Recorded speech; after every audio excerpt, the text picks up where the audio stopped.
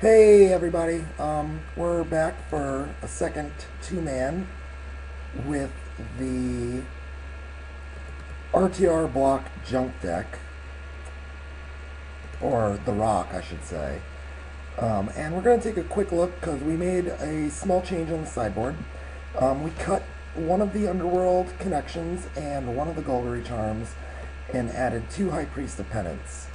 And this is to help us shore up the really aggressive red decks.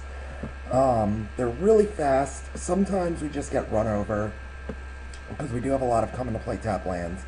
And they're gonna be a creature that allows us to, one, kill another guy early, and two, they actually have a pretty good blocking synergy against the red decks, which have a couple of first strikers in them. So when this card blocks a first strike creature, the creature will deal first strike damage, and High Priest of Penance will get to destroy another unblocked creature, effectively blocking two creatures in one combat step while killing one of them, which seems pretty good. So we're gonna give it a try. Depending on what matches we come up against, it may not be super relevant. If we come up against a lot of Esper and Azorius, then maybe cutting the Underworld connections isn't the best idea. I kind of like cutting one of the Golgari charms because we're primarily using it for stopping enchantments, Blind Obedience and Attention Sphere. And both of those cards get hit by Abrupt Decay and Vraska. Giving our creatures Regenerate is good, but for the most part, the only thing we would want to be regenerating is post-board Angels. Obsidat flickers in and out, so that's okay, and we're not going to have Centaur healers in post-board games. We might have some Deathrite Shamans. We might have Grove of the Guardian, but for the most part, post-board games, we don't really need to worry about that. And the -1/-1 to everything, I think High Priest of Penance doesn't do it, but just having one less seems fine. So we're gonna pop back over here, and I'm gonna pause the video until our two-man starts, and I'll see you shortly. Alright, so we're back, and we won the die roll. That's pretty sweet. And let's see what we get. I would like to play first. Alright, this seems pretty good. We've got a turn 3 and 4 Centaur healer, and then an Obsidat if we can draw a black mana. If we're up against a red-based deck, this hand is great. Up against a mid-range or control deck, it might not be as good. We have a basic forest, so we're going to lead with the Orzhov Guildgate to get both the white and black mana for the halves of our cards. I suppose that if we draw an Orzhov Guildgate, so blue and red, well, there's the second black source we needed. Let's go ahead and go with the Selesnya Guildgate. Next turn, we're going to drop Forest and Centaur Herald. So red, white, blue. I wonder if he is the control-y version or the really aggressive version.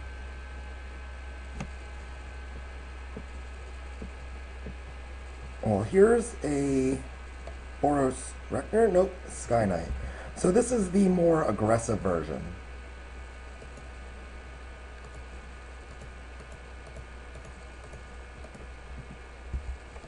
We're gonna overextend into Supreme Verdict. I'm fine with that.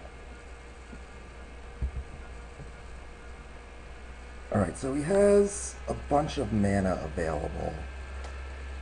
Let's attack first and see what happens.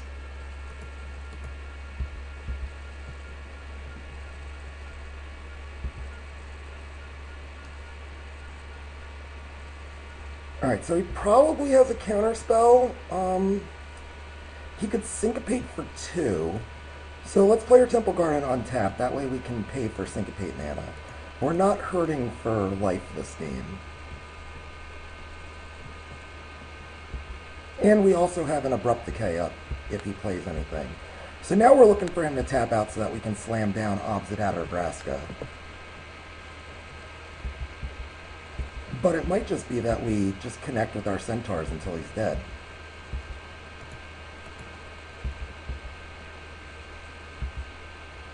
So, I'm going to play Deathrite Shaman. I want him to Supreme Verdict. That way I can lay down Obsidat. I want him to tap low. And if he doesn't tap low, then it's just going to get really silly.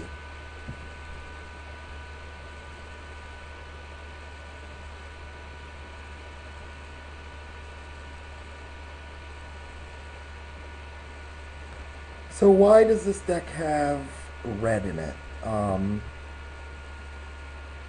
Jace, Architect, Thought. Alright, well, now I get to put Vraska down.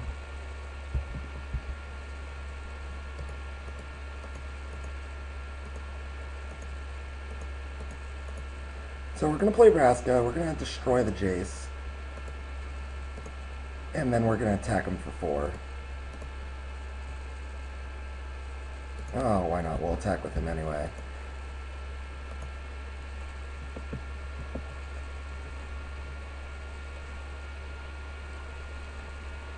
So, it looks like we've got him pretty close to dead. Yeah, alright, we got it. So, he looks like the slower-y deck. What do we want to take out? I think we want to add the Underworld Connections. I think we want to take out Centaur Healers. And... oh, jeez. I guess we want to take out the Deathrite Shamans. And we want to add 4 Angels.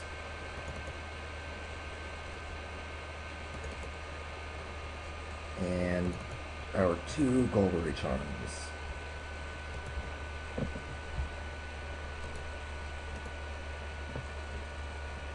So, we're going to be leaning pretty heavily on our Underworld Connections in this matchup. This does not look like a hand that I can keep. Oh, geez, this one's even worse. Okay, well, it's got mana.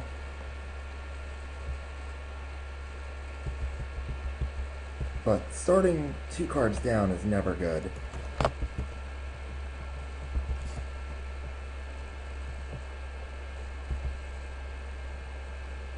Alright, so we've drawn a couple of 5-drops to go with the 1 5-drop we already had.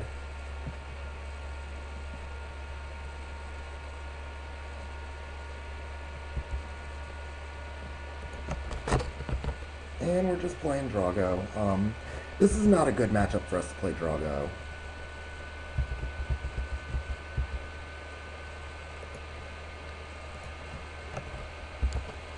So next turn, we're going to kill anything he plays, and then next turn we're going to just slam Viscopa down for 6 if we draw a land. That comes into play untapped.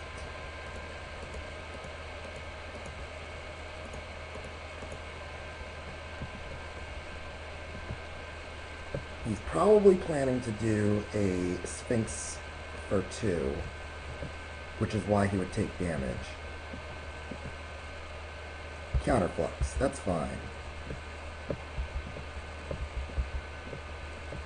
And cycle for a draw. Alright, so next turn we're going to try and resolve a Vraska, it looks like.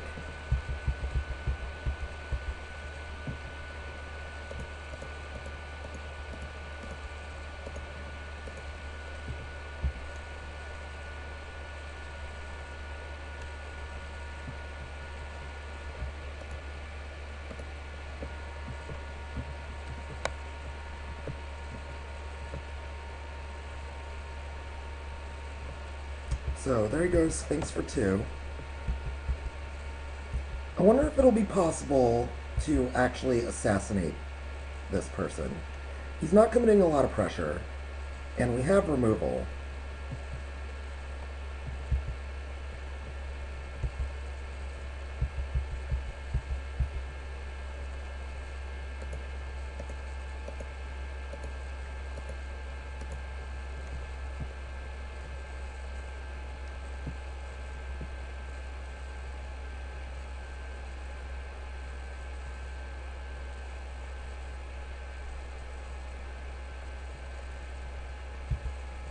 Alright, that wasn't great.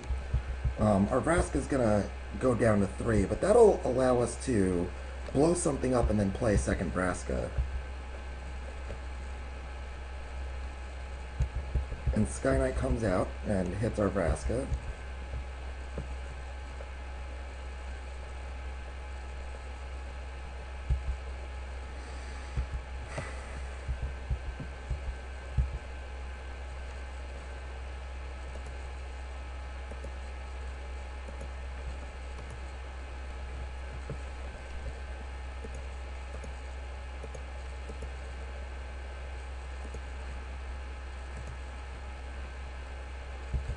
So we tapped a little low. He's not going to play an Angel of Serenity before attacking anyway. And I feel like it was worth it to keep the pressure off the board.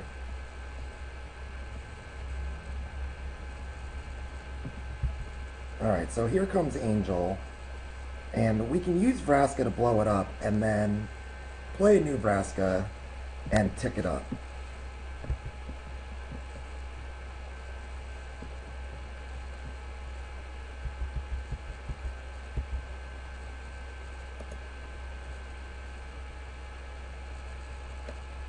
So now we're 1 mana away from our own Angel. Let's destroy this thing.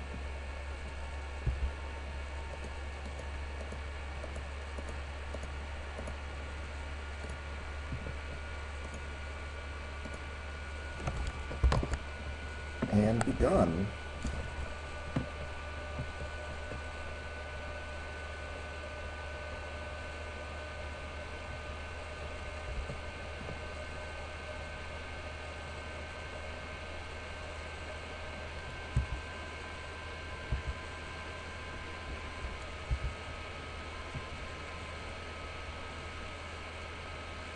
Okay, so we're gonna go for this.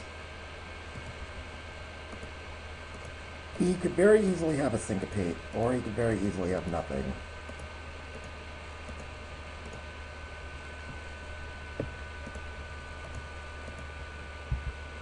He could also have another Angel in his hand.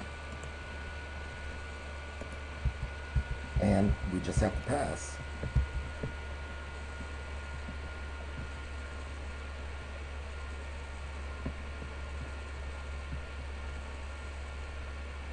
Or a Detention Sphere. Ooh, or a Jace.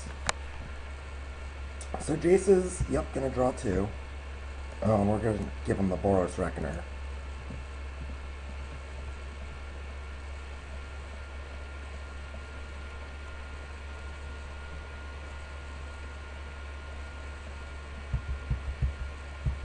And what did he take? It's put into his hand. Alright. So let's destroy Jace and bash for 5.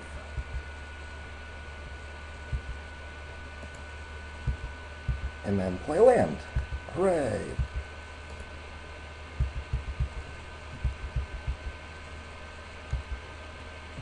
So our Vraska can still kill any permanent. And we also have the Orzhov Charm.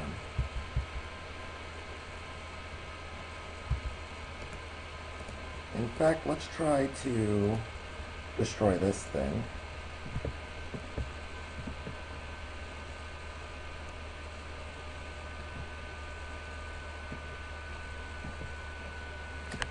Counterspell or a Boros Charm? Counterspell. Okay. So Vraska's gonna have to... Actually, let's see, if I attack him and I tick Vraska up, he can't really attack Vraska. Yeah, so let's attack. I suppose it would be bad if he played a Liev Sky Knight. But, yeah, let's... If he attacks in Nebraska, then his Boros Reckoner dies. And if he doesn't attack in Nebraska, I can just blow it up and still have her on the table. So that's the plan we're going with. And he wants to get Vraska down.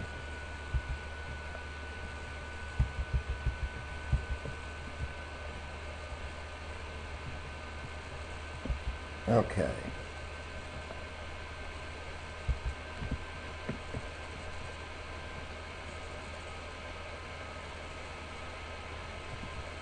So what would be a good draw? An Obsidat would be a good draw. An Angel would be a good draw.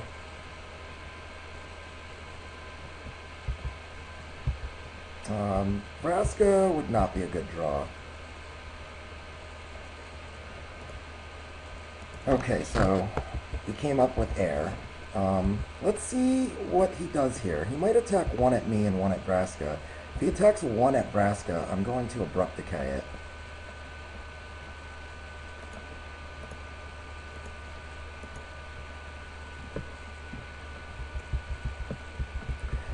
If our opponent draws a Sphinx's Revelation, we are pretty much done.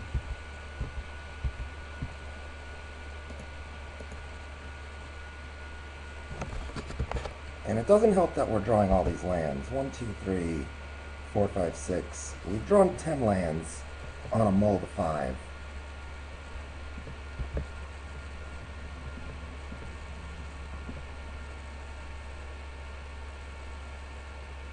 And here comes an Angel.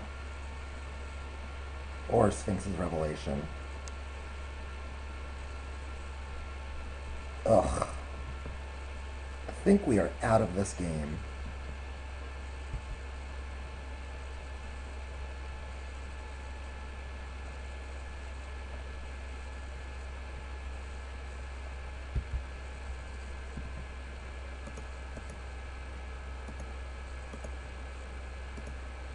Well, alright, this could help. Selesnya Charm. Well, if he goes for an Angel, we can exile the Angel with the trigger on the stack, just making him lose all the guys he gets. Ugh, but it's a Jace. This is not looking super good for the home team. I guess let's do this.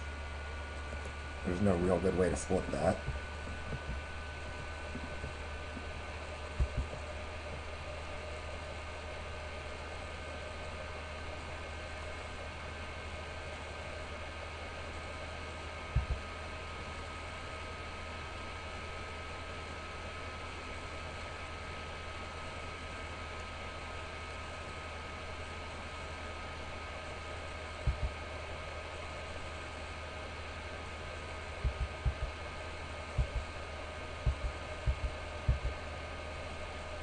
Alright, there's a Ghost Council, but he does have Counterspell mana up.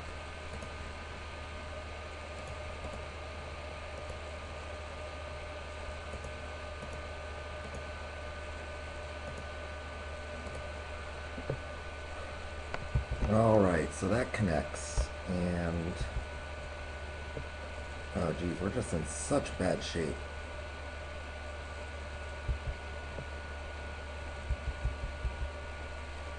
We're gonna flicker it out. We really need to draw an Angel.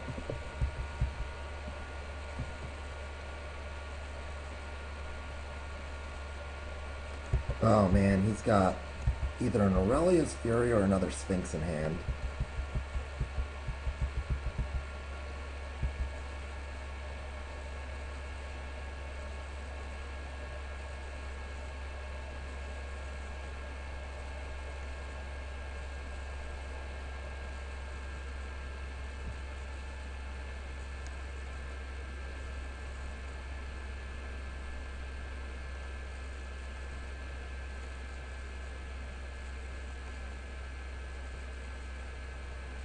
Alright, so that's the game. Let's look at our sideboard and see if there's anything we might want to do a little differently. I think... I didn't see a whole lot of enchantments. I think I want to take the Golgari Charms out and put in Deathrite Shamans. It's not that we're worried about the life gain, it's that I would rather have the Deathrite Shaman to mess with his graveyard a little bit. This hand needs a black mana, but I kinda like how it is. We're going to give it a whirl. We've got a lot of black mana sources.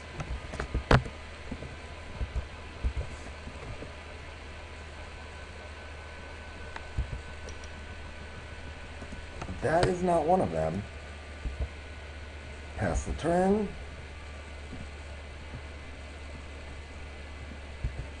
Black. No. We could play the Selesnya Charm. And I think we're going to.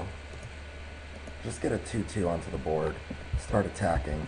If we draw black mana, perfect.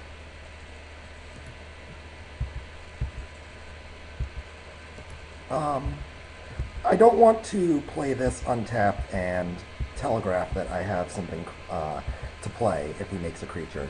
I would much rather he tap out to play a Boros Reckoner or something, and we get super lucky and rip another swamp to play Obsidat. Otherwise, we'll just kill whatever creature he plays and move on.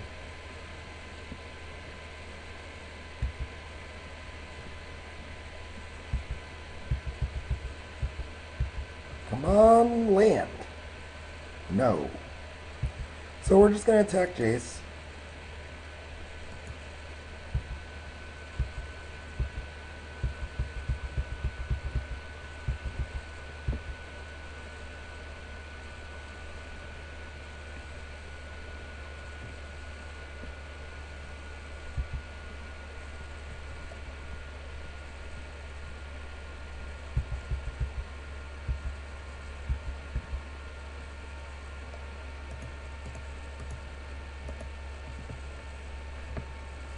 What do you say about a Gatecreeper Vine?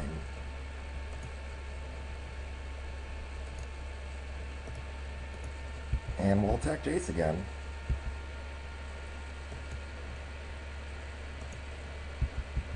We're not really getting anywhere, and he is just drawing cards. So we definitely need to try and get some pressure down on the board.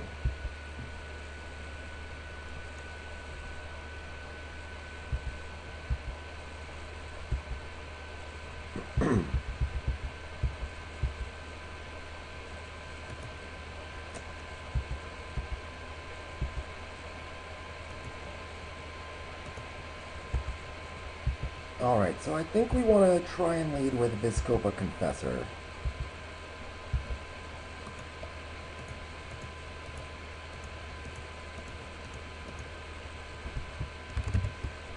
I'm sure that it's not going to resolve, but we need to start getting cards out of his hand. And he's got at least the 4 counterflux. And some number of syncopates. And some number of... So this is going to be a Sphinx's Revelation for 3. And we're going to pay the whole 8 life.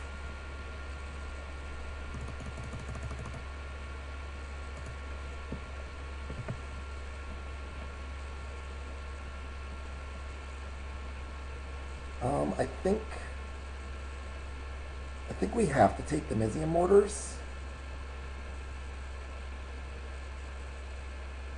Yeah. And we're just gonna have to pass.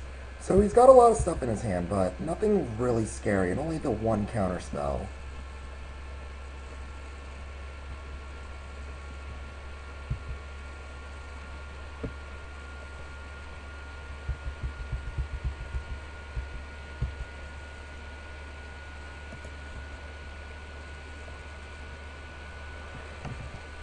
So, we have 7 mana for Angel. And we're gonna play the Obsidat this turn.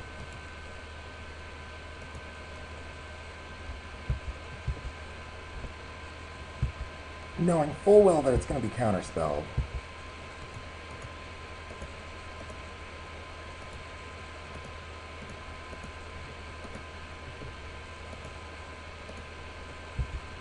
But next turn we can play Angel and get back our Obsidat and reset Vizkopa or Gatecreeper.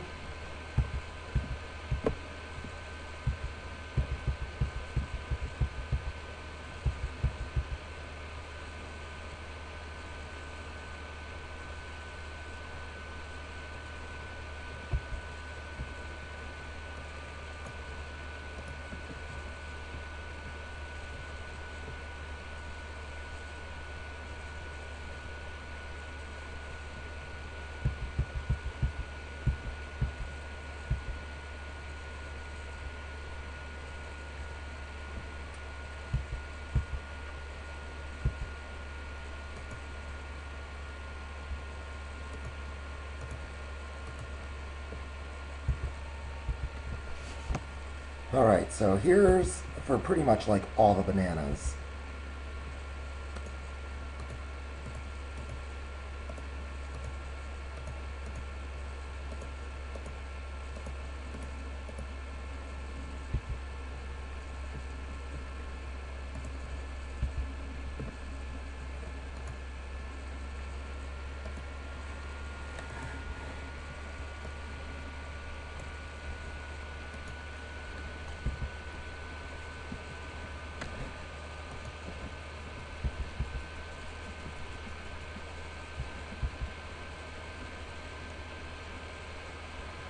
Alright, so it looks like our game plan might be to return our Vizcopa Confessor and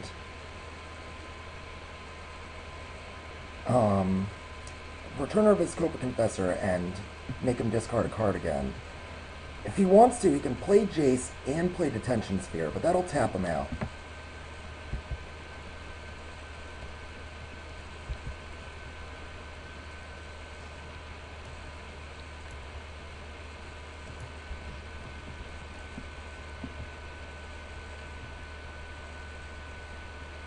Alright, so he put the Sphinx's Revelation into his hand.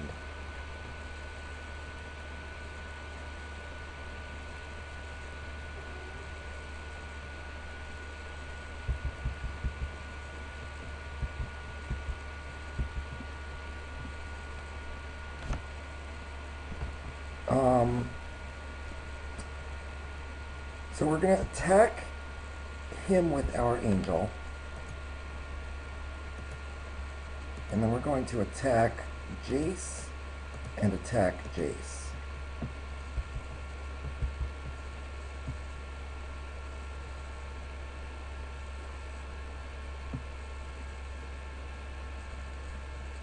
So he Azorius Charms that. I thought that he would. Alright, so now 1 and 2. 1, 2, 3, 4, 5. And he has 6 cards, so we're going to go down to 7.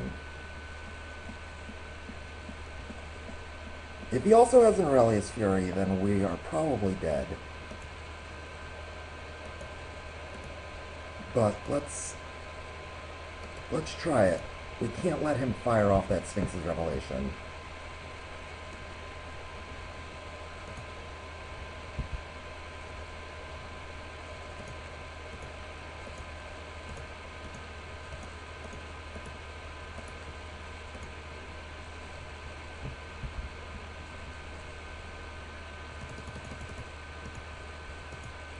If he has an Aurelius Fury, we're dead. Oh, he doesn't. He just has a bunch of land. Alright, so he does have a Detention Sphere, and he does have another Azorius Charm. But he's going to cycle the Charm.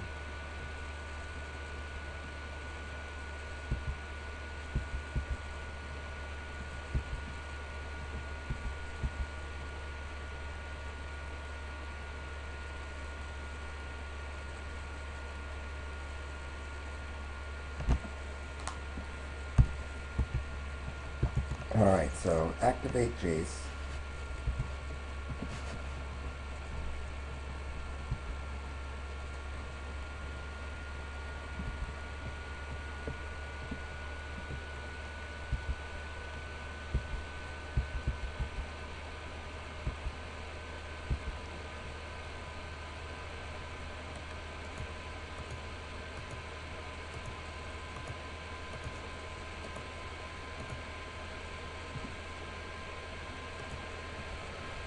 So let's play Obsidat and Drain.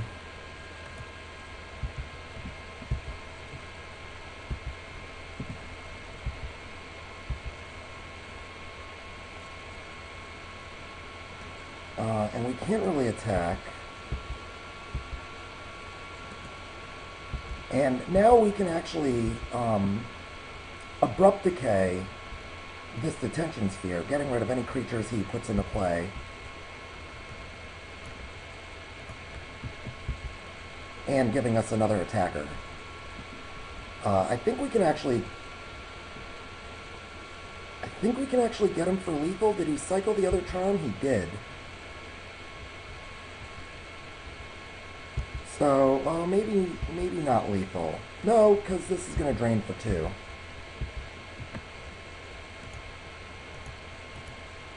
So let's abrupt decay this detention sphere.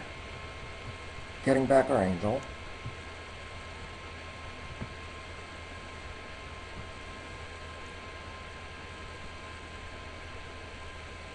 And he's probably thinking like, darn it. Oh, yeah, that was the game. So that was the darn it moment.